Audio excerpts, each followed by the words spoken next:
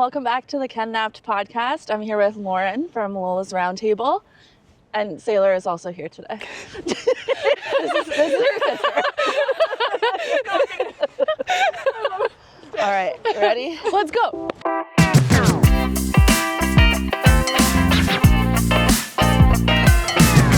Lauren, for listeners who might not be familiar, can you tell us what Lola's Roundtable is? It is a respite day program for adults with disabilities.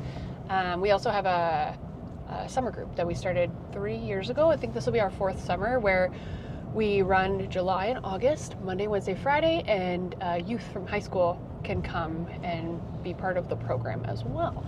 And it basically just gives families the break, but it also, more importantly, it gives the crew that come a lot of purpose, a lot of meaning. It gives them experiences that they wouldn't normally get. They get to work on different life skills and social skills. They build relationships. They're a huge part of their community. So it's just all around a great thing for them. I love that. And I love your reasoning for calling it a roundtable. Can you explain what led you to call it that? I sure can. So it was actually, the whole story of the name is kind of nice. So the round table was actually what I was just going to call it, and the meaning of the round table was basically just equality. So there's no head of a round table. Back in the day, it's not on here. So back in the day, the vintage logo we used to have, it used to say everyone is equal at our table, and then I changed it. But the Lolas is also really important. So Lola is nobody. Some people think it's me. My name is not Lola. It's inspired by a gentleman that I met probably over 10 years ago. I still support him now. He's still in the program, and he was kind of the reason why I started the program. So I wanted to incorporate him in the name. So he is representing the LO, those are the first two letters of his name, and I am the LA. So we made Lola. That's great. Yeah. Have you had to make any big personal sacrifices for your business? Yes, my whole entire life. I basically have been like eating, sleeping, and breathing Lola's Roundtable for 8 years. Nothing else quite matters except Lola's. So Lola's is number one.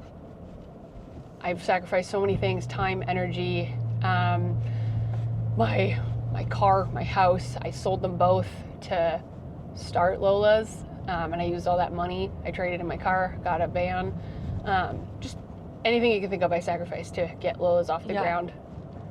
That's amazing. That's so admirable. Thank you. How has having the van helped? So I had a van and it was wonderful. I used it a little bit for promotion. So I used to drive around a van that had Lola's all over it. It was quite embarrassing. And then I ended up getting another van and a car. And then I got rid of the car, and then I ended up getting an Explorer because I couldn't handle being like a soccer mom van any longer. Fair. Yeah, so I wanted to be cool, and I've been cool now for at least 3 or 4 years. But the whole idea was, when I was alone, I was able to take up to 6 people by myself, depending on the type of support they needed. And I just got lucky with the crew that was with me so early on. They were very independent, and I didn't need anybody else to work with me, so they all just fit in the car together. And so that's why I ended up using vans, because I just wanted them all to fit in the car, and I picked them up and dropped them off and drove them around, so it was really helpful for that. What have Lola's members taught you about life and community? Everything. They're the greatest people on the planet. One of the main things that I've taken away from them over the years is to enjoy the moment and appreciate the moment that you're in. And it comes from when we're late for something, and all we focus on is that we're late. We're like, oh my God, I'm late. We're missing it. And you go to the thing that you're supposed to be at and you're late. And all you're thinking about is how you missed the first 15 minutes because you were late. And you ruin your whole time because you were late. And that's all you're thinking about. With them, we're late all the time. They don't care. They will show up 15 minutes late and enjoy the 45 minutes they get. And they don't care that they're late. They don't fixate on it. They don't dwell on it. It doesn't matter to them. They loved the 45 minutes they got. And so, I think sometimes we need to step back and kind of just enjoy the minutes we do get. So that's one of the biggest things I've taken from them, and just, they're so nice. They're so nice. They're the nicest people in the world. And like, they're so grateful for everything. And again, we are not that grateful. We think about all the things we don't have. Yeah. And they don't do that. They think about all the things they do have. Yeah. So they teach you a lot of things like that. They just Yeah. they teach you honestly to be a really good human being. Yeah. What's a common misconception that people have about adults with disabilities? Oh, the first one that always comes to mind is just assuming they can't. And that drives me nuts. Like, assume they can, always.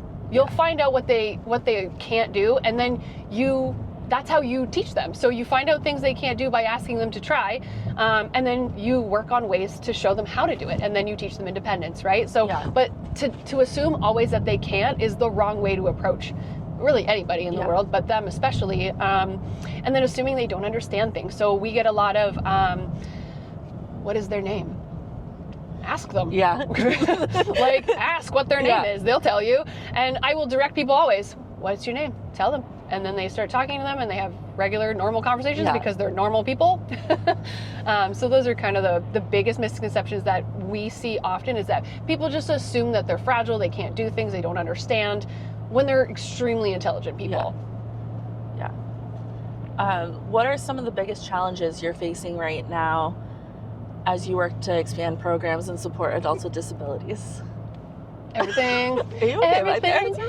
Because everything. It is so hard. It's so hard. Money. I know it sounds horrible because the last thing that you want is in a place like this is to be about money, but it is. You need it. It's sad because You need it to run we things. need it. Like, we need money to hire more staff. And it's not just, you don't want to just hire anybody.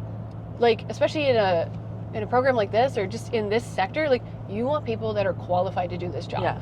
So getting money to hire people, and you got to pay people enough or they're not going to work for you. So that's really difficult.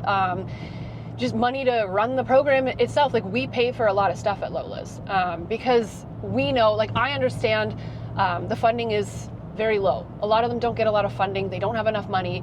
And like, that's a financial burden on the families if they have to cover that cost. So we try to cover a lot of costs for them just to, alleviate any financial stress for the families.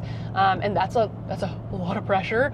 It's a lot of work. Trying to fundraise is really difficult. I've done so many different fundraisers. I've canceled fundraisers. Fundraisers have failed. It's really hard. Money is the most difficult thing for us to get. It's hard, which is sad, but it's how we run it, right? Yeah. It's how we run the business. And everything, every dollar we make goes into the program.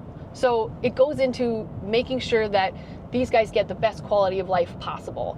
And I just kind of wish that other people would see the value in that, but it's really hard to do that. Well, you're doing a great job of talking about it. Thank you.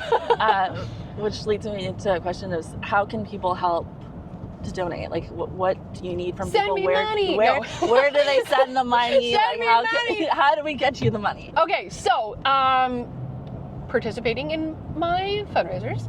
I don't know when this is coming out, but if it comes out, It'll come out in about a month. Oh, okay. So we are going to be doing a 50-50 raffle. We got a lottery license for it, and we're going to start, I think, February 12th. And we sell tickets all the way up until like the middle of March, and we're drawing on St. Patrick's Day. So if people want to buy 50-50 tickets, that would be really helpful. Coming to our golf tournament would be great. Sponsoring the golf tournament would be great.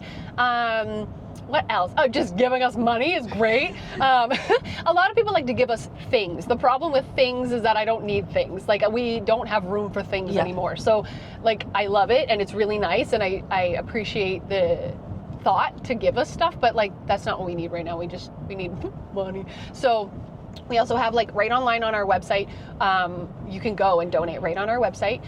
We also have an e-transfer email, donations@lolasroundtable.com, and you can just send us money whenever you want. You can be a monthly donor. There's lots of ways to support us financially.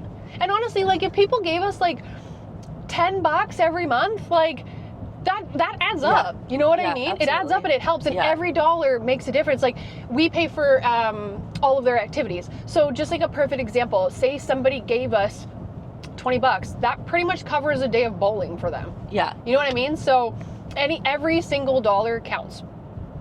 You can turn around anytime. You've driven Thank us you. very far. I know. I was like, I'm going to go straight. I don't want to turn because I'm going to stop talking. It's also Lauren, too hot for you in here. It is so hot. I'm boiling hot. I was trying to be calm. I'm going to turn around at a road. Okay, we're back on track. We're back. Lola's Roundtable emphasizes life skills and personal growth. How do you bring those values to life in your programs? Oh, we just do all kinds of stuff with them. Honestly, the best thing to do with them is we don't treat it like a school. So we're not like, today we're going to learn this. Yeah. We just kind of like incorporate it into everyday stuff that they do. So they're learning everything by having a real good time. And they don't even know half the time that they're learning something. Yeah. So like we'll do cooking days. And these guys are amazing. Like, they use real big knives to cut stuff, and they don't cut their fingers. I say that now, they're gonna do it. We're fogging, I'm stressing. Sorry. Pause, everybody, I'm stressing out, we're fogging up. Okay, anyways, so they do cooking skills. The whole thing is them. So they decide what they wanna eat. Then we discuss with them like what they think is in that type of meal. So what do you want in the meal? Sometimes they pick the most outlandish stuff, but they usually pick the right things. Then we go to the store. We love No Frills. We love Josh from No Frills. So shout out Josh from No Frills. So we go to No Frills. They find everything. We kind of guide them to where to go. To this day, I still don't know the layout of No Frills. So I don't even know where to go. But we try to help them find all the things. Then we'll take them to the one section and be like, okay, like we're looking for taco seasoning. Find the taco seasoning. Yeah. And then they find it. We go pay. I pay for it. And then they bag it all up. If you ever see us at the grocery store, you'll see this whole thing happening. So they bag it all up, we walk back, they unpack it, we set them up at the table, and they prep everything. They get it all together, and like basically the only thing they don't do is put it in the oven. Yeah. But there is somebody now who said that they want to work on putting things in the oven. So that's going to be something we work on with that gentleman. So he might be like our oven guy for a while. But like, yes. So like they do everything. And like when we go out, depending on how busy the space is, we give them that time to like pay for their things, pull out the right money, get the right money back, ordering independently and ordering properly, just those little things. Yeah. And they don't even know that it's like something that's being taught to them. So they just think they're having a good time. So that's like our best way to do it. And we just incorporate everything into the day. We even do like a morning catch up, we call it. And every morning we talk with them, and they all come together in the living room, and we ask them questions that are, it requires them to critically think a little bit, and it requires them to talk to their friends, which is another way to have them learn how to socialize, but then also talk to other people. Yeah. And have like good conversations with people, and they don't even know that we're doing it, like we're teaching them something. They just think they're having a good morning, having a chat, right? Yeah. So that's kind of how we do it there, and we just do it secretly. How do you see Lola's Roundtable evolving in the next 5 years? Oh, well, if we have money, donate. Donate. I would love to see more programs in different areas. So the goal, we have our second location, it's still in Essex, and it's being used right now as a transitional space. So we're going to grow a group in there, and we're going to put them somewhere else around the county. So the goal is to have like a location in every single space in the county, so it's more accessible for families. So a family that say lives in Harrow can go to the Harrow location instead of all the way out to Essex, or all the way out to like Amherstburg or something. So that would be that's like my biggest goal, is to just, the accessibility is huge for families to be able to get, because it's hard, like nobody wants to drive everywhere, and like our hours might not work, so if it's closer it's easier. So yeah, I hope that we can have more programs around Windsor-Essex County. For someone inspired to start a community initiative, what advice would you give them? Oh my gosh, I don't be prepared. Yeah. I know that people look at our Facebook and they think that it's probably the easiest job in the world, because you're looking at a bunch of the crew having a good time. And sometimes we'll post videos, you see us like making videos, having the time of our lives. And yes, we do have the time of our lives, but behind the scenes, it's not as easy as people think it is. Yeah. It's a lot of work. I mean, like I said, I've sacrificed my whole life for this program. It's a ton of work. It's stressful. You're giving up a lot. If you're not in it, it's not going to be successful. And if you're not in it for the right reasons in this kind of space, you're not going to be successful. You have to want like the right things for the program to be successful. And honestly, for this specific type of business, you should be qualified to do the job. Absolutely. And then you know what you're doing, and you should understand the sector you're working in, right? Yeah. So I understand the developmental sector, so that makes it easy. I understand what people are what families are going through, what the crew needs, and I've been working in this field for over 15 years. So those are my best pieces of advice. And honestly, like, be prepared to be stressed out all the time. I live in a perpetual state of stress. But I'm happy. Like, that's the thing. It's like I'm stressed out all the time, but I'm really happy, and I wouldn't trade doing anything that I've done for anything else. Like, it's the most stressful thing I've ever done and the greatest thing I've ever done in my life. And it's the most rewarding job in the entire world. I feel, like running your own business, running anything. Yes. It's just, and you will be stressed. It's worth every it. day Like, of your it's life. so worth it. And you know what? Mine's a little different because I can be stressed out and like sobbing and like having a whole breakdown. And then I go to work and they make everything better. Yeah. Going to Lola's is the greatest place in the world. It's the happiest place you'll ever be. If you're ever sad, come to Lola's. You're invited. They will make you happy. Like, and they know when you're sad. They'll give you hugs. They can tell. They're so intuitive, and they're just the greatest people ever. So like, I'm lucky in that sense that even when I'm stressed out with Lola's, and I feel like Lola's is kind of against me some days, like they're the reason I'm there, and they're making it worth it. And they remind me that's why I'm working so hard. Yeah. How has the Windsor-Essex community stepped up to help you? Okay, so again, nobody really gives us money, which is fine. Totally understand. Our biggest thing with money is that we're not a charity yet. We're just a nonprofit, and we can't give tax receipts. So I totally understand why people don't want to give us money. I get it. Not mad. So other ways that people have been helping us is just supporting us. Like the BIA in town here, they're great. They always share our stuff. They're always helping us try to get our things out for people to know that what we're doing. We have great, loyal golf sponsors. I would like more. So, but we Josh from No Frills. Josh from No Frills. So we love Josh. He gives us all the snacks for the golf players every year. Yes, Thanks, Josh. Thank you, Josh. We have we have a good amount of sponsors that help every year. They're wonderful.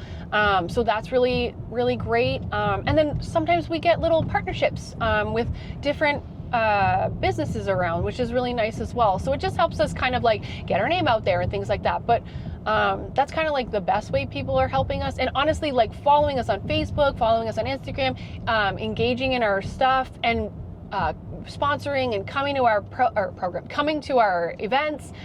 Those are other ways that people can help as well, if they're not already. So you've mentioned it's very demanding and can be stressful. What do you do to stay grounded or lift your spirits, keep yourself energized? I drink a lot. No, I'm just kidding. I do love wine. No, I drink coffee excessively, so that keeps me energized. I have like at least 3 to 5 coffees a day. But I'm a very routine human being. I follow a very strict routine. I'm up at 4 o'clock in the morning. I work out. I know it's ridiculous, but the routine helps. Working out keeps me very energized, keeps me happy. And just honestly, a routine is great. It helps with everything.